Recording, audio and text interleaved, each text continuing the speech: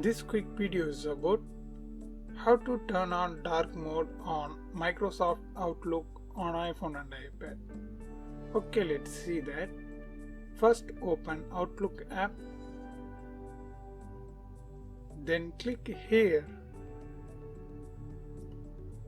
Now click on Settings.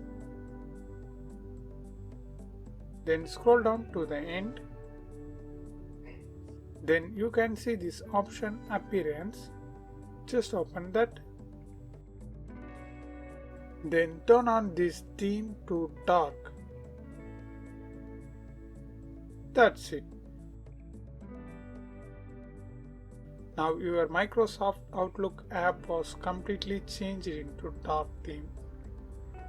And if you want to know more videos about Microsoft apps means, watch this playlist. I hope this video helps. Thanks for watching.